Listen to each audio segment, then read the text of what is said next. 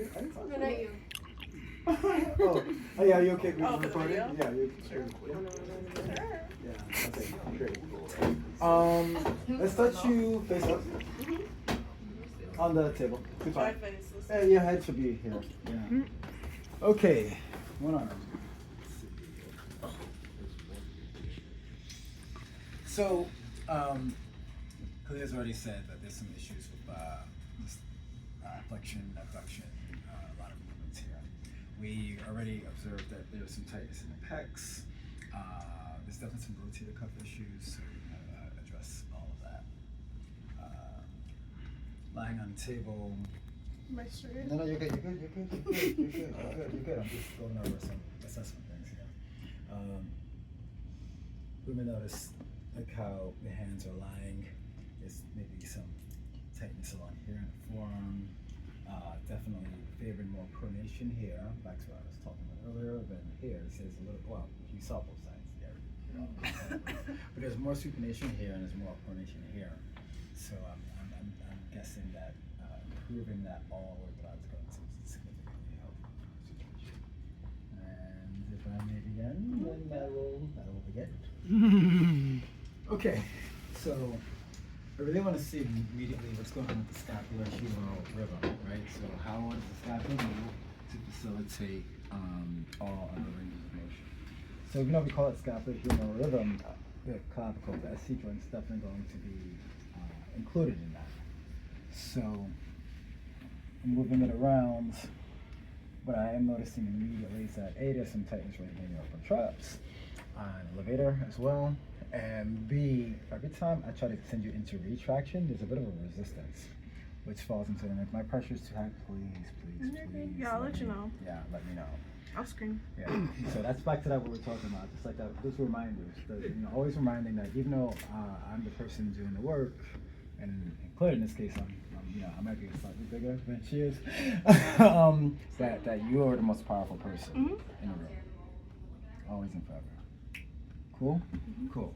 So, and I know that, and I want you to know that I know that, and please exercise that whenever you feel necessary. Thanks. Great. So, what was I saying? So, retraction is a little bit restricted, so I want to get that moving well first. Even though we didn't really go over neck muscles, there's some tightness in the shall we say, scalenes, certainly the levator, and the traps, so I want to address that as well.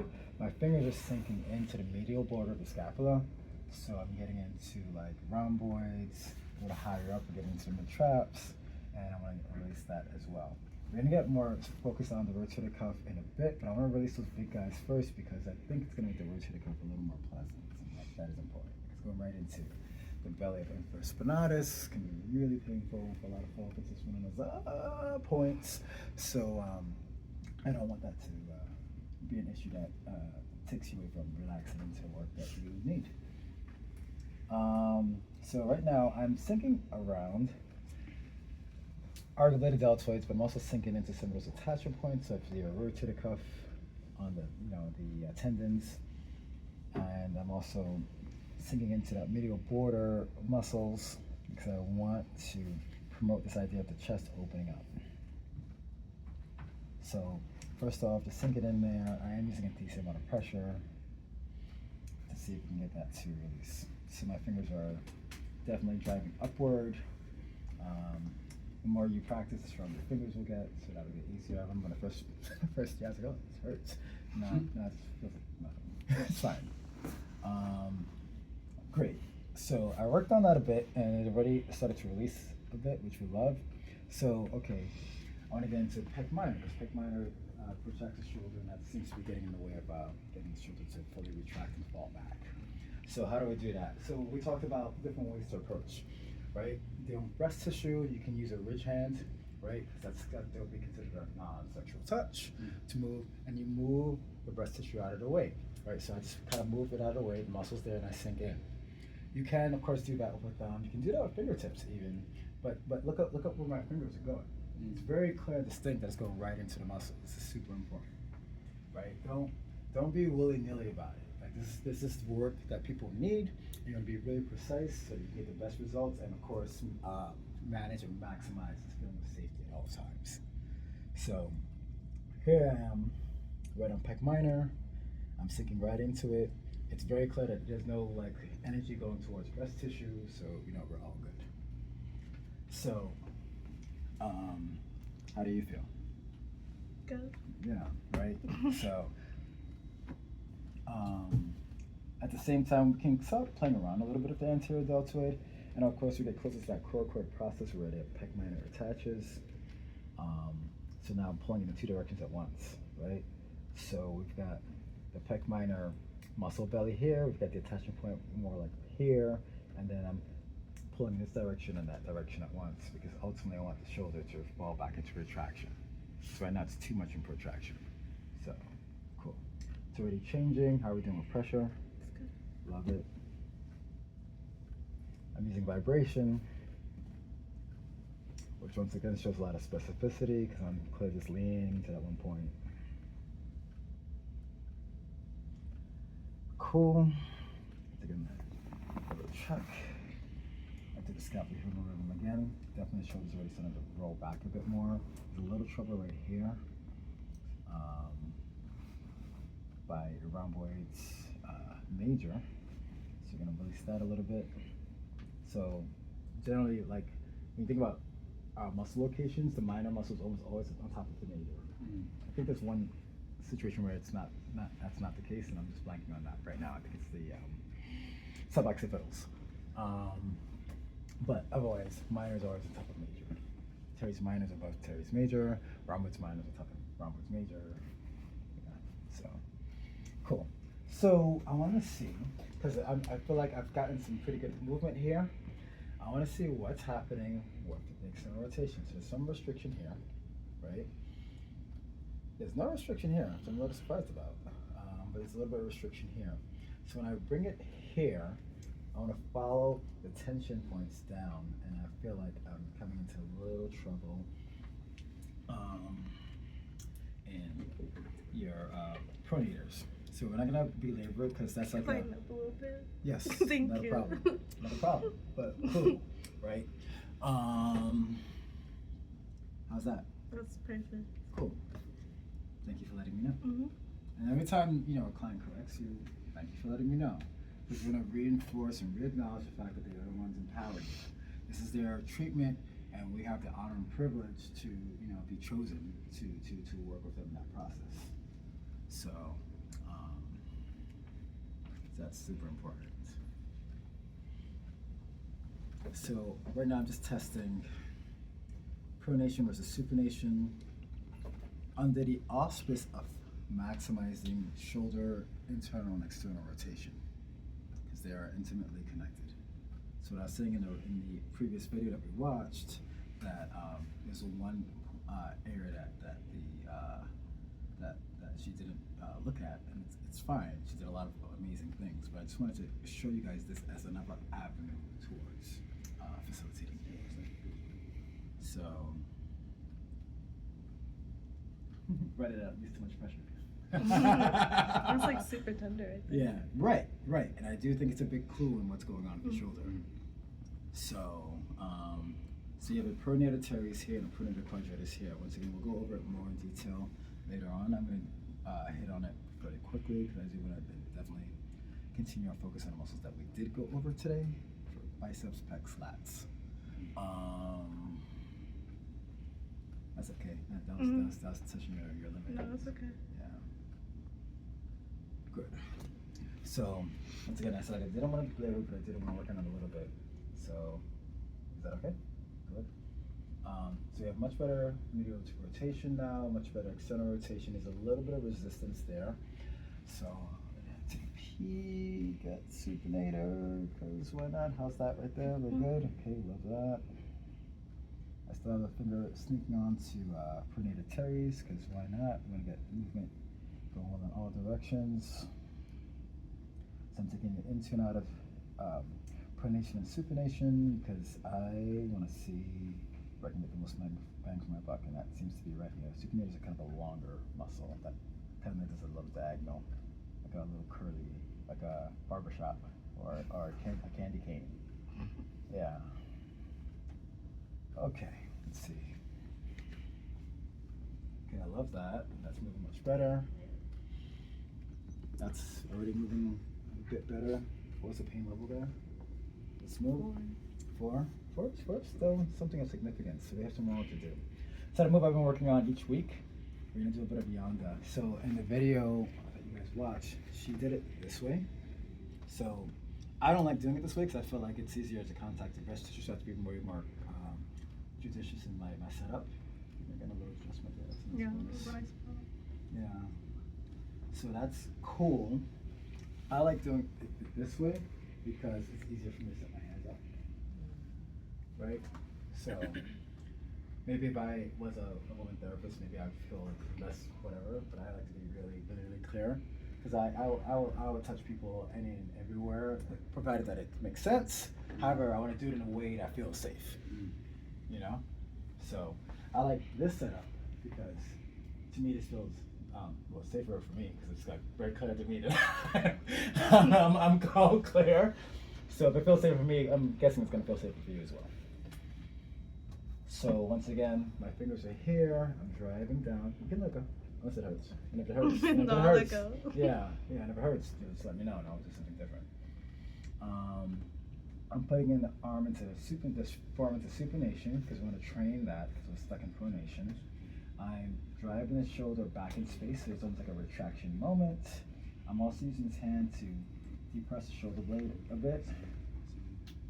I'm adding vibration just because it facilitates just a general relaxation of the nervous system there locally. And then I'm going to bring it out to the side because I really want to start to mobilize that shoulder a bit more.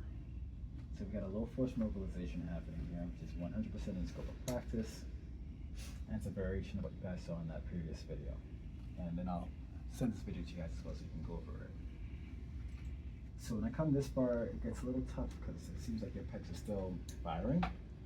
So I'm using a thumb here to get into pec major. I feel a bit of a knot right here, would you agree? Right? So, but once again, super specific, right? You can see the angle of my thumb here. It goes right into the muscles. So, you know, we're good to go. In the video, she used some techniques where she did some kind of myofascial strokes. I can show you guys that. And that I do want to show you guys that because that's another opportunity to show how you can work in and around breast tissue without it being weird. So I'll do that in a second. Just want to release this major point here. Okay, let's see how that's for us. Coming back into pecs are still firing. What does that mean? Sorry, say it again? So her pecs are still firing. Oh, like this is a hypertonicity. The muscles are firing unnecessarily, and that's creating a tension that's actually restricting our movement. So to maximize movement, it's like the muscles fire as much as they need to and not a iota more. Because if they fire more than that, then actually they almost getting their own weight. Yeah, and it keeps your antagonistic muscles from doing their job to like stabilize and move to a greater range of motion, which is something that someone like you might be really good at. So now I'm gonna come around this way, and you know, lo and behold, we're getting a lot more movement. So that's pretty cool. I love that. And I don't know if you remember it was she was like up here a moment ago. Now she's here. So we love that. The pecs are in the way. Also, when you put the muscle like passively into range of motion, if it's hypertonic, it bunches up, it contracts, and it shouldn't be contracting. So literally, her pec muscles were in the way, so I couldn't get past them because they were contracted. And now that we're relaxed, now we're moving passively, the muscles just kind of flatten and relax, and then you get a lot more range of motion. So that's a good thing. Okay, some hand positions to do myofascial strokes on folk who have breast tissue. I'm not going to touch your breast, so let's be clear ahead of time, right? So first one is you're going to like go above and below, and then you can just like create a bit of a myofascial stretch here. Right? Are you pulling? So I'm going. This line is going this way, and the line is going this way. That's one way to do it, right? So obviously, I'm actually moving my hands away from the breast tissue, right? And I'm contacting. So I sink down, right? To find that the tissue, and then I creep in away from that tissue because I want to create stretch. I want the fascia, the pipe to open up. So that's the most basic way to do it. And you'll do this for a long time. For the sake of demonstration, we're gonna do this a lot faster, but you would do this for like, minimum 30 seconds, but ideally you could do it for like a minute, 2 minutes, longer even. Okay, other way, across. So everybody has a sternum, right? So sternum's here. My thumb goes here, right? It's downward pressure, super important here, right? Downward pressure, and I create a diagonal stroke. Notice how my fingers are going away, my fingers are going away, right? There should be no reason for my fingers to be going toward breast tissue, not at all. So now create a diagonal. How are we doing? Cool. So you can see that the line is going this way, but this hand is saying a line that way. Once again, two opposite directions to open up the pecs. Do you want a clavicle there with your right hand? My right hand, it's in contact with the clavicle, but I'm really on the clavicular fibers of the pec because I want to contact the fascia there. But you can do it from the clavicle. Okay. Sure. There's fascia there too. And the fascia of the clavicle connects to the fascia of the clavicular fibers or upper fibers of pec major. Absolutely. Right, that works. So I am a little bit on it, but my intention is definitely on the muscle. So that's another way to do it. Cool. I just wanted to show that. So there's options. And then you check in with where your client's at, and you can kind of feel if someone's a little more liberal. Yeah. Sorry. If they're more liberal, they're more conservative, what have you. Look, respect always. That's what it's about. I don't want to do anything the client's not down for. That's up. Zero desire to do that. So actually, we're getting the most movement now. I don't know how to feel on your ends. It's really good. Yeah. That was really opening. Yeah. And so let's talk about Kalia's tensing up when I do some movements. Because you were dealing with pain for a while. So of course there's gonna be this natural inclination to protect. I think that happened a little bit with you last week, So and just talking them through that is gonna be really critical. That idea of really getting them to relax and believe that new reality is actually possible. So that's part of the work we do. It's that little bit like it's that drop of psychology in the physical work. Being patient, being there with them, and helping them to get to a better place. Why don't we? Is there a face cuddle? Mm-hmm. Can we just set one up real quick, and then is one under? Right here. Oh, great. Cool. Oh, you already have it ready to go. Mm-hmm. Well, I love that. I'm not even done yet, and you're already feeling better. Love that. So if I don't get you on your stomach. Do you need a bolster or are you good? I'm okay. Okay, cool. You see there's a lot of like flexibility in the body. So it's not like we're some people are tight and they're just like stuck in this position. Alright, so scapular humeral rhythm again. So we started supine and we got a lot of results. I'm sure this would have looked a lot tighter, but it is not looking tighter right now. I'm still feeling a little bit of tension right here. So how do we deal with that? You can take the arm out to the side, so I'm creating a line this way, but I'm also going to create some horizontal abduction, so I'm sending it out to the side. I'm sinking my fingers into the clavicular fibers of pec major, because the upper fibers deal with this motion, just a little bit more of the sternal fibers, and I sink in.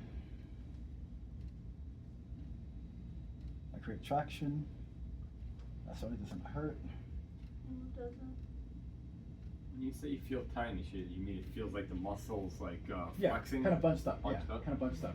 So when it's supple, your fingers constantly muscle and they just sink in. And if something's stopping you, that's a hypertonicity.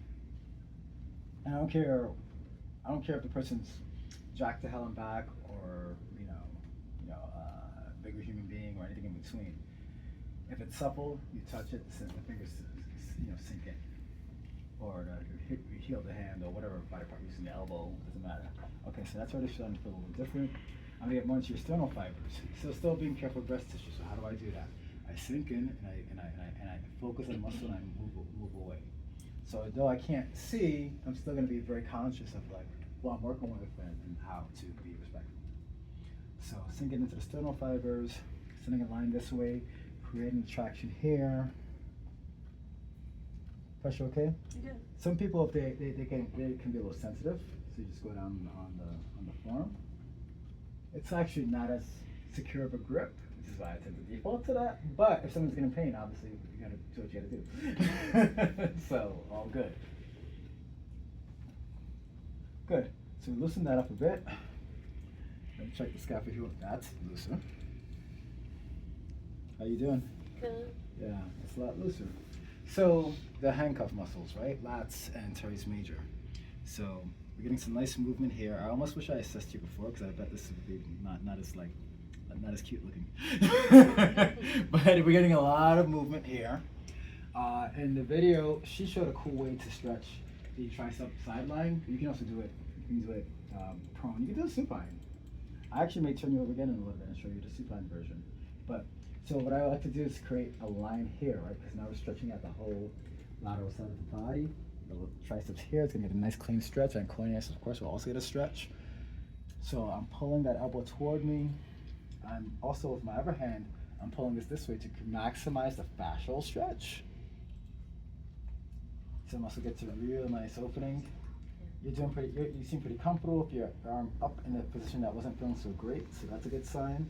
We're just like really sealing the deal.